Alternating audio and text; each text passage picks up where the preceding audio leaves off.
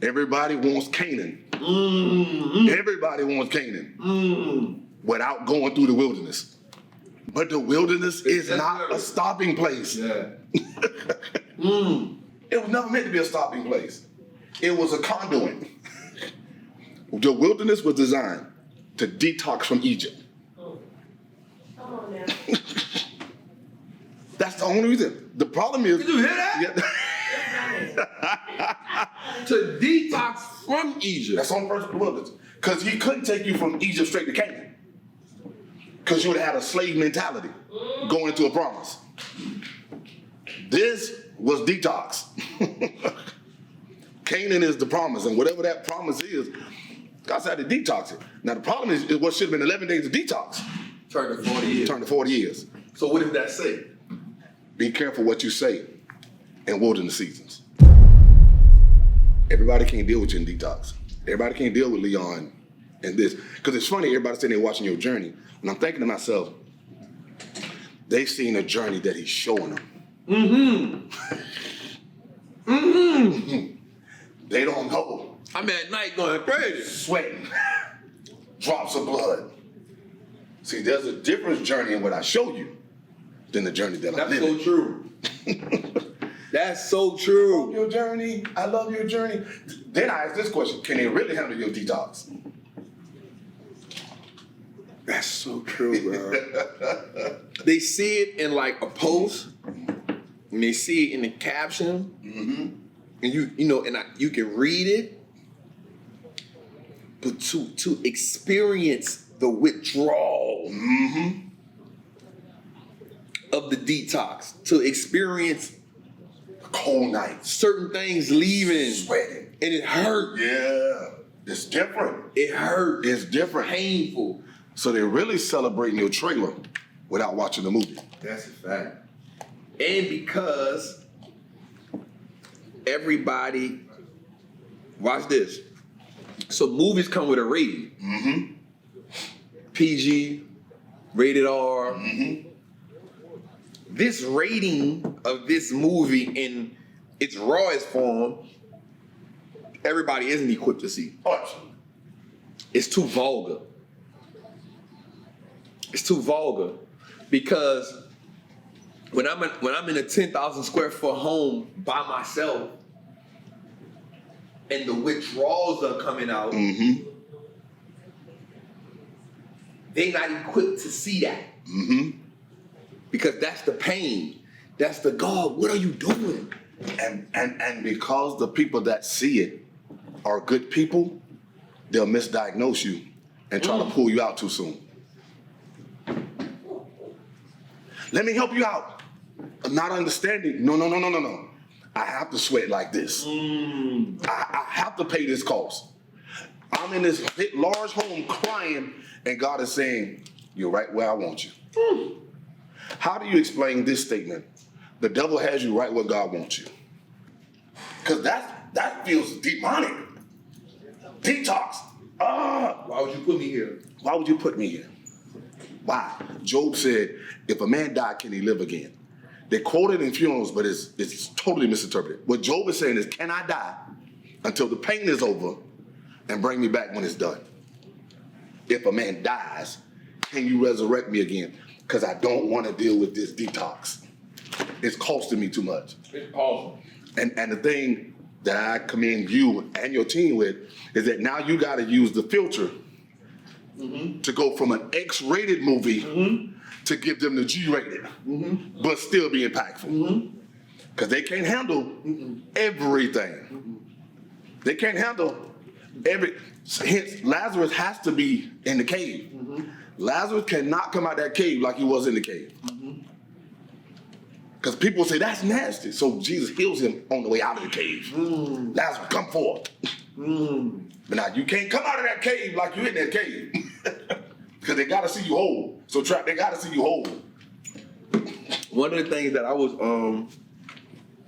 I took this week was when Bishop said 9 men got healed, but 1 came back home.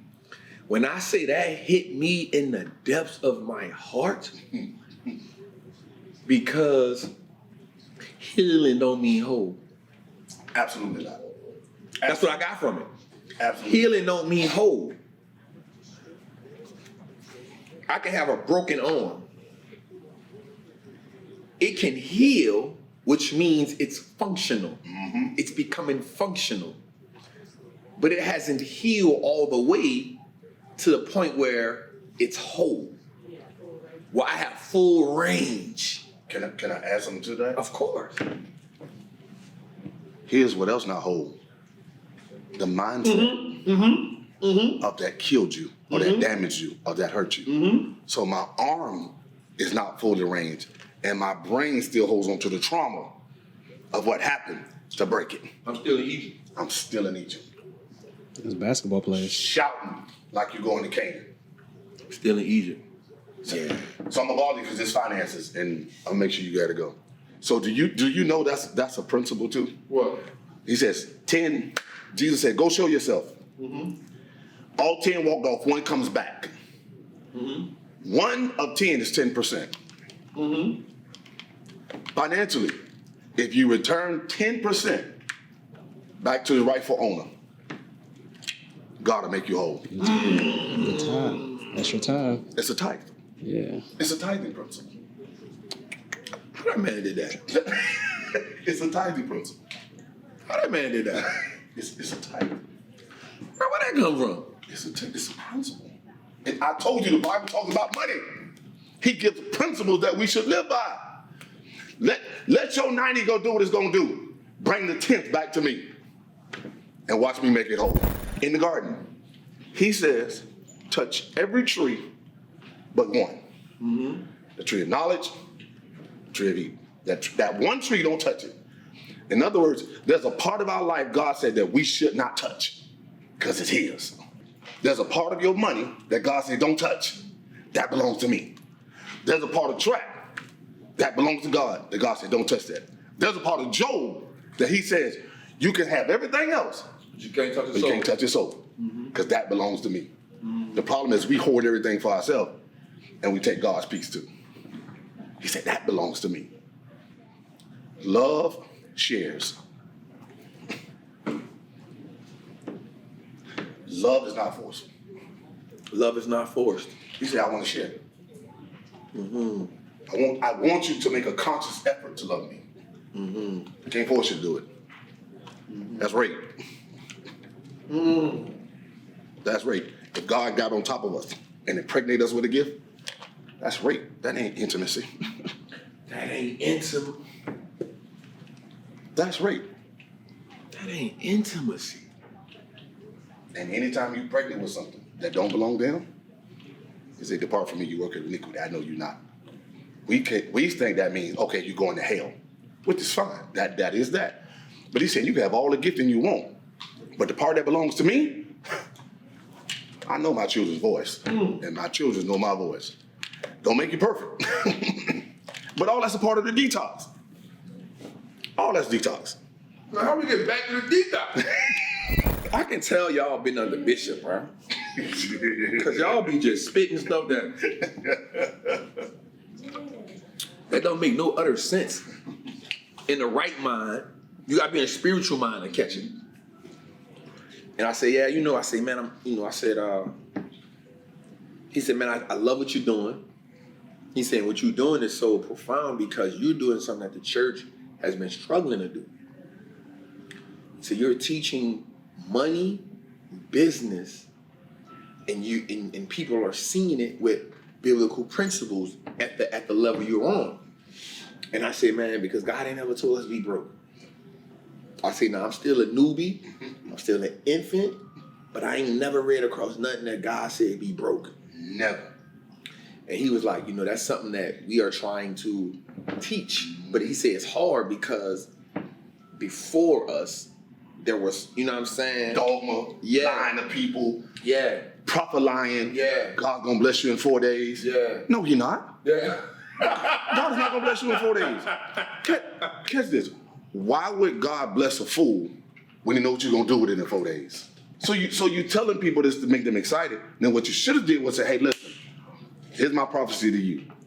If you go join trap class, in 90 days, If you don't have income, I'm gonna pay for everything. So what I did was I gave you principles, and then I gave you structure on how to handle the principles that God gave you. He says, I've given you power to get wealth. And I gave it to you. I gave you infrastructure. I gave you systems. Systems save yourself strength, time, energy, and money. So the system is taught by the trap. The system is taught by Bishop. The system is taught by me. But it's not a magical throw money at it and money come back raining down at you. Why would God bless a fool? Who would do that?